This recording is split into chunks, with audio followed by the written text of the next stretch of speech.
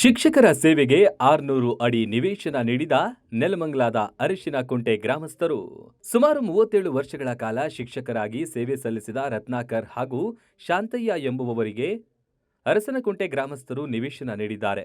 ಬೆಂಗಳೂರು ಗ್ರಾಮಾಂತರ ಜಿಲ್ಲೆ ನೆಲಮಂಗಲ ತಾಲೂಕಿನ ಅರಸನಕುಂಟೆ ಗ್ರಾಮದಲ್ಲಿ ಶಿಕ್ಷಕರಿಗೆ ಅದ್ಧೂರಿ ಬೀಳ್ಕೊಡುಗೆ ಸಮಾರಂಭದಲ್ಲಿ ಈ ವಿಷಯ ಬೆಳಕಿಗೆ ಬಂದಿದೆ.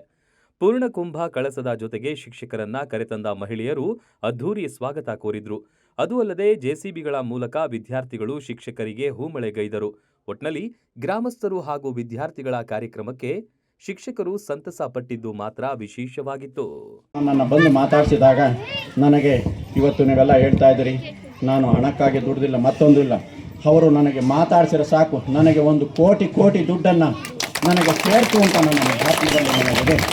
ಆ ಒಂದು ಸಂತೋಷ ನಾನು ಎಂದಿಗೂ ಈ ಊರಿನ ಎಂದಿಗೂ ಕೂಡ ನಾನು ಮರೆಯದಾಗೆ ನನಗೆ ಆತ್ಮದಲ್ಲಿದೆ.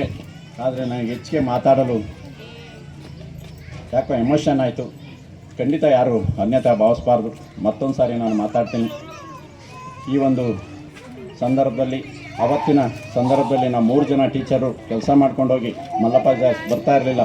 ಆಮೇಲೆ ಕೂಡ ಶಾಂತಯ್ಯ ಸರ್ ಬಂದರು. ಎಷ್ಟೋ ದಿವಸಕ್ಕೆ ಶಾಂತಯ್ಯ ಸರ್ ಬಂದರು. ಅವರು ಕೂಡ ನಾವು ಎಲ್ಲ ಒಳಗೊಂಡು ಕೆಲಸನ ಮಾಡಬೇಕಾದ್ರು. ಇವತ್ತು ನಾವು ಹೋಬಳಿ ಮಟ್ಟದಿಂದ, ತಾಲೂಕು ಮಟ್ಟದಿಂದ, ಜಿಲ್ಲಾ ಮಟ್ಟ, ರಾಜ್ಯ ಮಟ್ಟಕ್ಕೆ ಹೋಗಬೇಕಾದ್ರೆ ನಾನಲ್ಲ ಕಾರಣ. ನಮ್ಮ ಶಿಕ್ಷಕರು, 2 ಶಾಲೆಯ ಶಿಕ್ಷಕರು ಮತ್ತು ಗ್ರಾಮದ ಹಿರಿಯರು ಮತ್ತು ನನ್ನ ಎಲ್ಲ ವಿದ್ಯಾರ್ಥಿಗಳು ಕೂಡ ನನಗೆ ಸಹಕಾರವನ್ನು ಕೊಟ್ಟಿದ್ದಾರೆ.